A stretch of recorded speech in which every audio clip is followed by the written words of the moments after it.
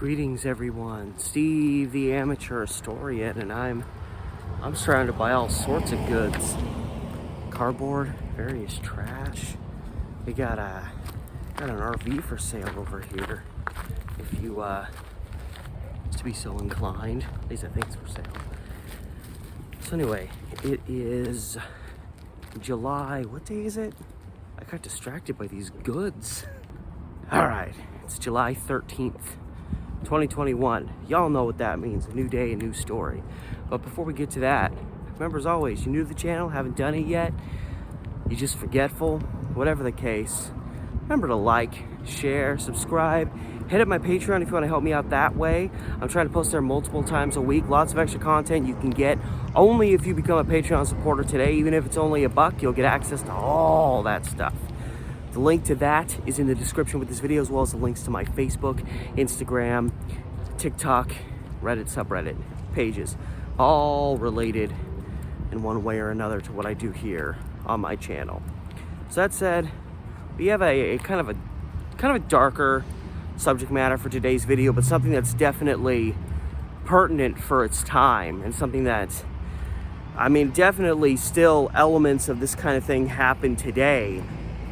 But I think it was a little bit worse way back when there wasn't as much care and concern out there in the world.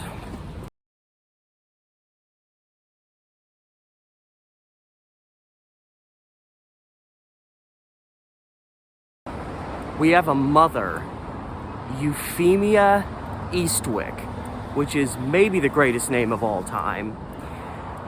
And her son, Benjamin Eastwick, which even that, having a simple first name, is a pretty awesome sounding name. I think anytime you have the name Eastwick, you're just destined for greatness. So Benjamin has been at the state mental hospital, as they describe it, so I'm guessing that means the main hospital in Salem. You know, where they filmed One Flew Over the Cuckoo's Nest and all that stuff. And Mrs. Eastwick had been fighting, by the time of this article, she had been fighting to regain custody of her child. And so she'd been at odds with Benjamin's apparent legal guardian, a guy named Harrison Platt.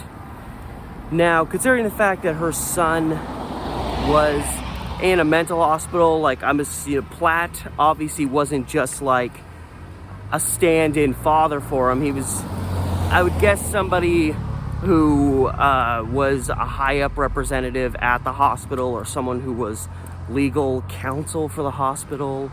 Well, no, he wouldn't be, because he was the guardian. I'm sorry, my mind's going the wrong direction. But anyway, I can only assume he's somehow directly related to the hospital where Benjamin is being kept. On the other hand, he could have been put into Harrison Platt's custody by the mother for whatever reason, under whatever circumstances, and Harrison made the decision himself to put the child in to special care, as it were.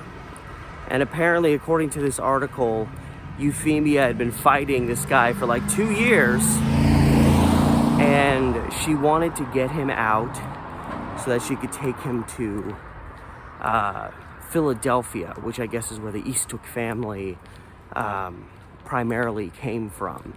And apparently Benjamin Eastwick, you can't make this story up, it always seems to be like this. We have a little sofa with a mattress on it. Don't know where that came from, but Benjamin Eastwick, the young child, was the heir to a pretty large estate in the Eastwick family. So, you know, here we go. It's one of these stories where you've got multiple people fighting vehemently over the custody and the care of a small boy who, you know, perceivably may have some mental disorder of some kind if he's at the state hospital. But again, are there nefarious reasons why he was put in the state hospital. But you've got a bunch of people fighting, and it just so happens that the child in question happens to be someone who stands to inherit a massive amount of money. So you start to wonder what people's motivations are. Did the mother really want this child back to, because it was in his best interest? Euphemia said she wanted to take him back to Pennsylvania, where he would be taken care of and provided health care for there. Oh my goodness. We have a bunny sighting. Hello. Across the street.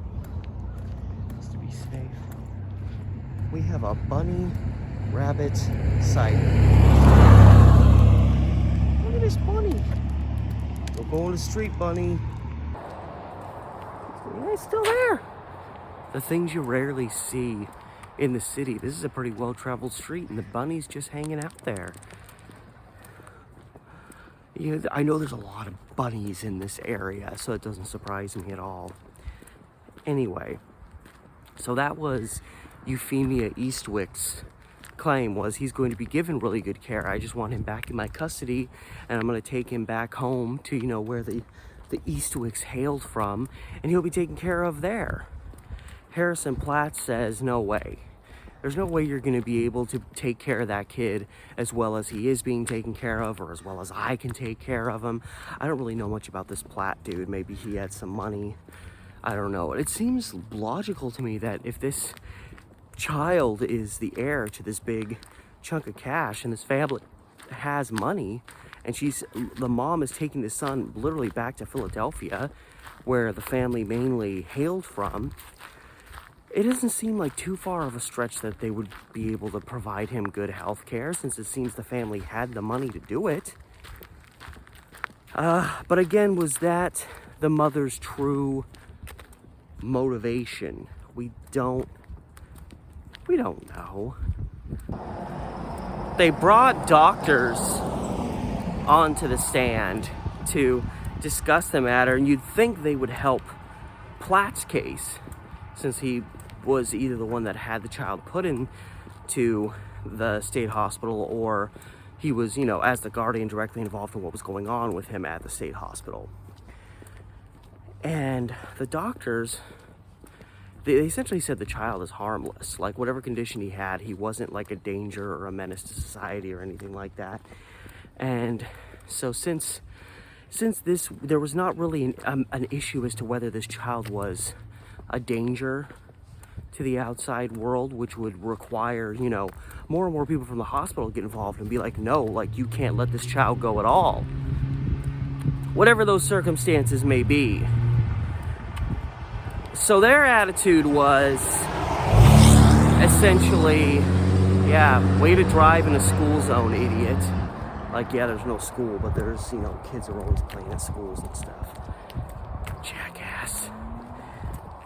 So the attitude among the doctors was, this is purely a custody battle.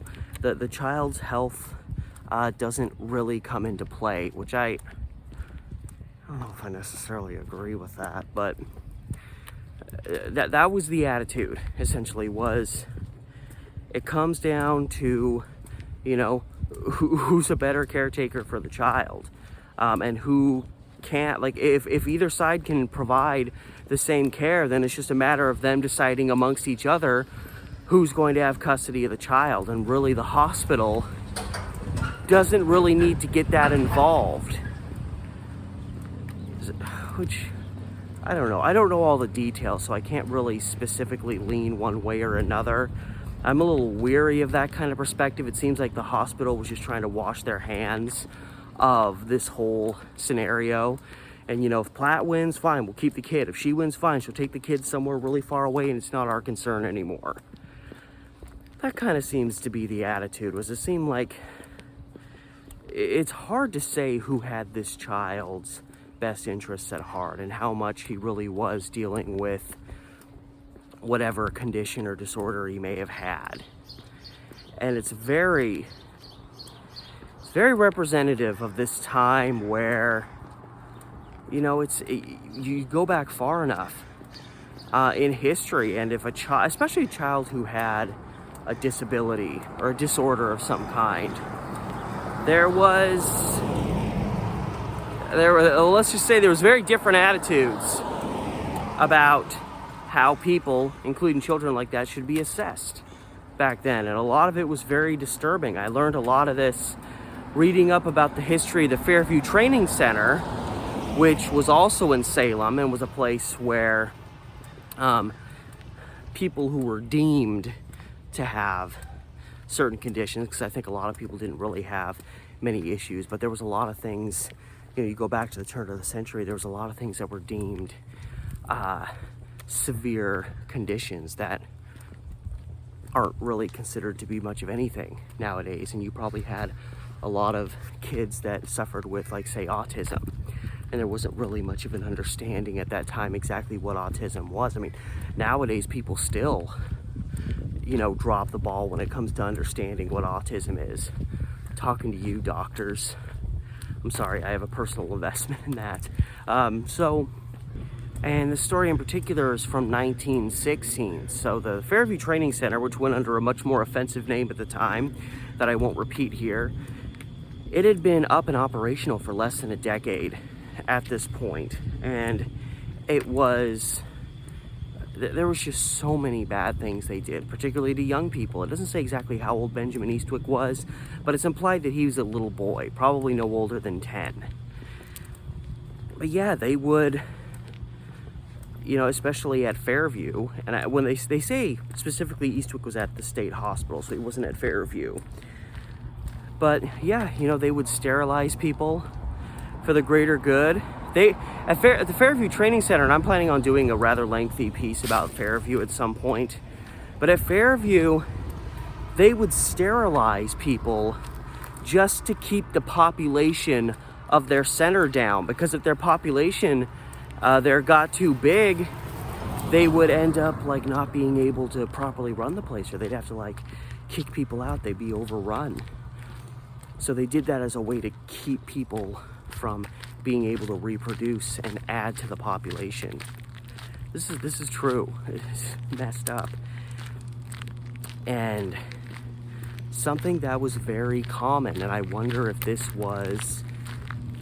at least affected Mr. Harrison Platt's perspective in this case, because he just said, no, she can't take care of him. No, she doesn't need to be around. She left him in my care. I'll take care of this. And I know this was true at Fairview, and it probably was somewhat true in general in terms of the care of children. Was you go back far enough, and there was this attitude that no matter what condition a child or an adult had, there was always some way to magically fix it. You know, if somebody had a really bad condition, if you put them in calm enough, quiet enough surroundings and made the world around them nice enough, that they would just magically recover. I've seen documentation of this stuff. And then as time went by, people began to realize this isn't working, and that these people likely have, you know, some of these people have lifelong conditions. These are things that, the way these people are now that they're young, these conditions are never going to go away for some of them. And so that changed very much how this thing was assessed. And it seems like, you know, there was kind of this attitude that it's just, give us your kids and we'll just stick them somewhere, and they'll just live out their life just over here in a corner.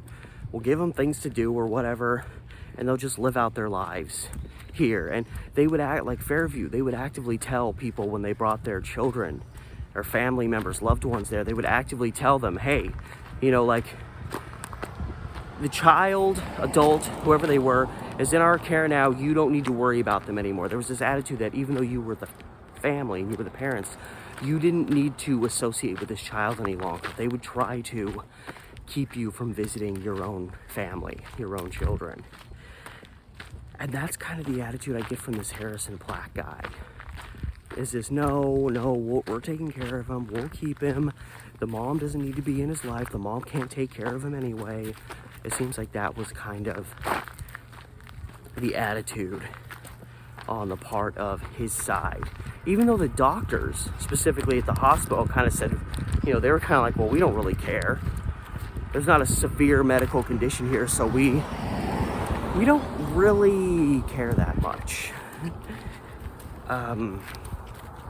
So I don't know exactly how this situation worked out, but considering the fact that Benjamin Eastwick had this massive estate awaiting him, and the amount of like almost $1 million, and he apparently was getting a good chunk of money. He was getting like this allowance from it that amounted to like $16,000, and I'm just like, a couple years ago, that's what I made in a year. Granted, I was poor as hell and still am, but still, like $16,000 a year in 1916, that's more than enough to get you by. I don't really see why, unless Euphemia Eastwick was just saying all this and it was all nonsense just to get the custody of her kid, so that maybe she could make her way into some of that money and get the good life. But then again, she was part of the Eastwick family. Like, if she was so desperate to take the kid to, you know, Philadelphia and maybe get some of this money, well then, why did she leave and go all the way across the country to Oregon? If she wanted that so much, why would she get pretty much as far away from Philadelphia as you can get?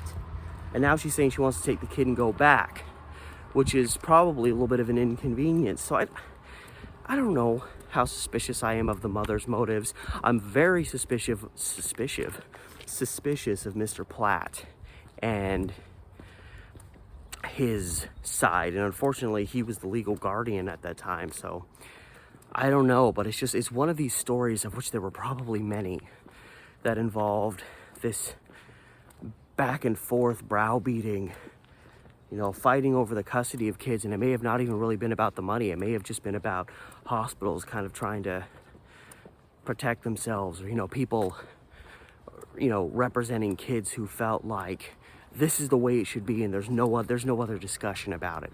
This child should be in this special care right here, and you as the mom can't get him this as well, even though that seems illogical under the circumstances. Whether she did or didn't, Mrs. Eastwick could have perceivably gotten her kid similar attention. And it makes me wonder, was there something really disturbing that Benjamin Eastwick was enduring while he was at the state hospital that people like his guardian didn't want to get out? Those are, you know, questions that linger in the air, and I don't know the answers to them.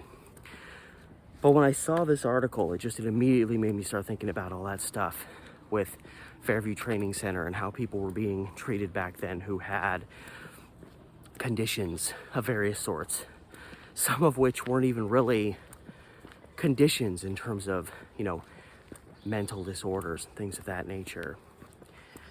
So I don't know. I got a real uncomfortable feeling seeing this story, but it made me reflect. It was a very strong representation of what was probably going on frequently at the time, in terms of fighting over what was best for a child that may or may have not had a severe mental condition.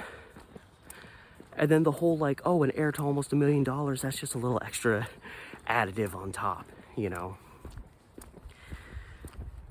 And that is today's story. Again, I don't really know how this rounded out. They'd already been fighting over this matter for 2 years at this point, so I kind of think, even with this article being posted, it probably wasn't going to be completely resolved within the next day or two. So I don't really know what happened in regards to the Eastwicks, whether the mom got her child out of there and they headed east, back home, to the family home. I don't know.